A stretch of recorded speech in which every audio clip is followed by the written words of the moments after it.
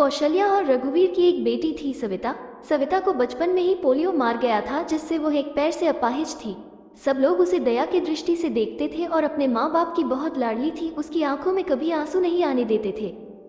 सविता अपाहिज जरूर थी, लेकिन सभी कामों में कुशल थी। स्कूल में भी वो सभी अध्यापकों की प्रिय थी। एक दिन कौशल्या बोली, कौशल्या सुनो जी, सविता की 11वीं पास हो गई है। हमारी बेटी दिव्यांग है, उसके लिए भी ऐसा ही लड़का ढूंढना पड़ेगा।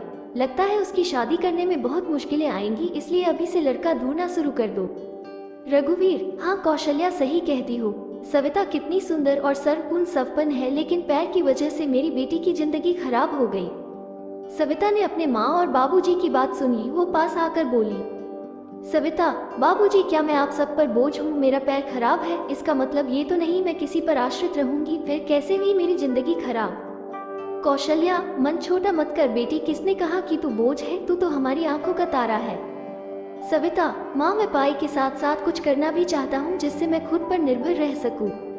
इधर सविता की पढ़ाई पूरी हो गई और उधर रघुवीर सविता के लिए लड़का ढूंढने लगा। सविता के लिए परेश का रिश्ता आया।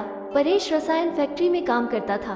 परेश अपनी माँ रमा और अपने पिताजी मुकेश के साथ सविता को देखने उसके घर आया। मुकेश, अरे बेटा, लड़की का तो पैर खराब है।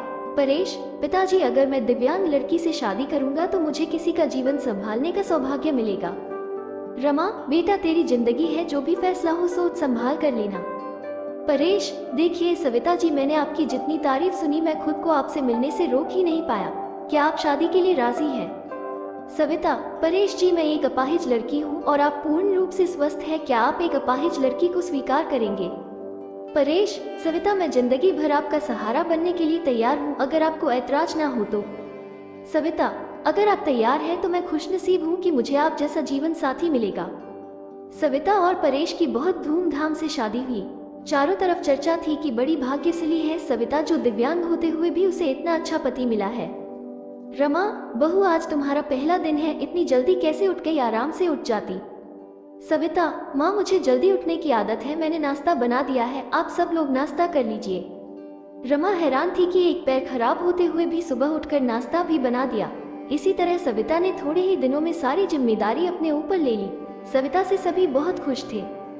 रमा, परेश, तेरी बीबी लाखों में नहीं करोड़ों में एक है। मैं तो डरती थी कि कहीं ऐसा ना हो कि एक दिव्यांग लड़की से शादी करके कहीं मेरे बेटे की जिंदगी खराब ना हो जाए। परेश, माँ मेरा फैसला कभी गलत नहीं हो सकता। आपसे एक बात कह रहा हूँ कि अगर मुझे कुछ हो जाए तो सविता को अपनी बेटी की तरह रखना। रमा, चल पागल, ऐसे नहीं बोलते, वो अभी भी मेरी बेटी ही है। और अगले ही दिन उनकी खुशियों को जैसे किसी की नजर लग गई। परेश की फैक्ट्री में जहरीली गैस लीक हो जाने से कई लोगों की मौत हो गई, जिनमें परेश भी शामिल था। जब ये खबर परेश के घर पहुंची तब घर में हाहाकार मच गया, लेकिन सविता तो जैसे पत्थर सी हो गई। वो खामोश थी, उसकी आंखों में आंसू नहीं थे। वो परेश को यूं ही फटी आंखों से देखती रही। कुछ औरतों ने उसे हिलाते हुए कहा, बहू रो ले, देख परेश को, वो मर गया है, अगर रोएगी नहीं तो पागल हो जाएगी, तो विधवा हो गई है, विधवा। इस तरह की बातें सोचकर सविता फुट फुट कर रोने लगी। सविता रोते हुए बोली, उठो परेश, आंखें खोलो, मैं अकेले किसके सहारे जीऊंगी? अभी तो मैंने तुम्हारे साथ कुछ ही दिन गुजारे थे, फिर मुझे अकेला छोड़कर क्यों चले गए? परेश का अंतिम संस्कार हो गया और सविता के अरमानों का भी। रमा, अरे ये क्या बहू, सफेद साड़ी क्यों पहनी तुमने? सविता, माँ सबने मुझे कहा कि मेरे जीवन के सब रंग परेश के साथ ही चले गए, अब मुझे सफेद साड़ी ही पहननी है। रमा, नहीं बेटी, तुम हमारे दुहक को और मत बढ़ाओ, आज से तुम कभी भी सफेद कपड़े नहीं पहनोई। हफ्ते महीने यूं ही शोक में गुजर गए। कौशल्या और रघुवीर सविता को लेने के लिए आए। कौशल्या, मेरी बेटी का जीवन तबाह हो गया, पूरी जिंदगी अकेले कैसे काटेगी, इसलिए हम उसे अपने साथ ले जाना चाहते हैं। रमा, देखिए समधन जी, सविता कहीं नहीं जाएगी, आप उसकी शादी करके कर्तव्य मुक्त हो चुके हैं, लेकिन अब हमारे भी कुछ कर्तव्य है। हमारी बहू हमारी बेटी बनकर हमारे पास ही रहेगी। ये कहते हुए रमा ने सविता को गले से लगा लिया। मुकेश, हाँ समधी जी, रमा सही कह रही है, हम सविता को आगे पढ़ाएंगे और किसी लायक बनाएंगे, आप चिंता मत करना, हम अपनी सविता को पलकों पर बिठा कर रखेंगे। सविता, माँ बाबूजी परेश इनके इकलौते बेटे थे, अब वो नहीं है, तो ऐसे में मैं भी इनको छोड़कर चला जाऊँ, ये सही नहीं है, मैं इनके पास रहकर ही इनकी सेवा करूंगी। सविता के माँ बाबूजी चले जाते हैं। अब सविता अकेली थी, उसने अपना सारा ध्यान पढ़ाई में लगा दिया। ऐसे में उसकी मुलाकात गौरव से हुई, जो समय समय पर सविता की पढ़ाई में मदद करता था। गौरव मुकेश के दोस्त का सबसे अच्छा बेटा था। उसका काम के सिलसिले में परेश के पिता के पास आना जाना लगा रहता था। गौरव इंजीनियर था और बड़ा ही सलीन स्वभाव का संस्कारी लड़का था। चारों तरफ औरतें बातें बनाने लगी। एक औरत बोली, अरे देखो कैसी विधवा है, ये सफेद साड़ी नहीं पहनती, पति का जरा भी दुहक नहीं है। तो दूसरी बोली, वन सब कर कॉलेज जाती है, बेचारे रमा और मुकेश का तो बुढ़ापा ही खराब है।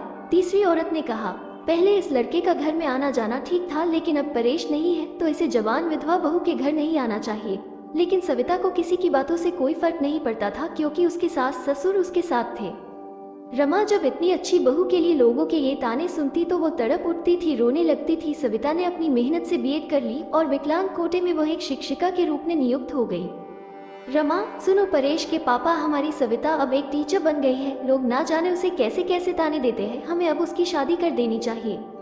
मुकेश, सही कह रही हो रमा, विधवा है, अनाथ नहीं जो लोगों की उल्टी सीधी बातें सुनेगी। हम अपनी बहू की शादी धूमधाम से करेंगे। मुकेश ने जब अपनी बहू की रिश्ते की बात जब कुछ लोगों से की तब लोग कहते, अरे मुकेश, तू पागल तो नहीं हो गया, विधवा बहू की शादी करना चाहता है तू? मुकेश, हाँ मैं उसकी शादी करना चाहता हूँ, उसकी जिंदगी से विधवा शब्द हमेशा के लिए मिटाना चाहता हूँ। तभी गौरव ने आकर के कहा, गौरव अंकल, अगर आप सविता के काबिल समझे तो मैं आपके बहू से शादी करने के लिए तैयार हूँ। मुकेश, गौरव तुम? गौरव, हाँ मैं। मुकेश, मुझे यकीन ही नहीं हो रहा है कि मेरी बेटी तुम्हारे जैसे लायक और होनहार बेटा पसंद करेगा। मुझे तुम पर गर्व है, मैं ये शादी के लिए तैयार हूँ बेटा। तभी मुकेश घर आकर के सविता से कहता है, सविता बेटी, तुम जानती हो मैंने हमेशा तुम्हें अपनी बेटी से बढ़कर माना है। मैं चाहता हूँ कि तुम्हारी जिंदगी की अधूरे सपने को पूरा करूँ। मैं तुम्हारी शादी गौरव से करना चाहता हूँ, तुम्हें कोई एतराज तो नहीं? सविता, पिताजी परेश की जगह शायद ही मैं किसी को दे पाऊँ, लेकिन आपने जो मेरे लिए किया है वो कोई कर नहीं सकता। आपका फैसला मेरे सर आंखों पर, जैसा आप कहें मुझे मंजूर है। और फिर सविता और गौरव की धूमधाम से शादी हो गई और सब खुशी खुशी से रहने लगे। आशा करती हूँ कहानी आपको पसंद आई होगी। चैनल पर नए हैं तो सब्सक्राइब करना ना भूले। धन्यवाद।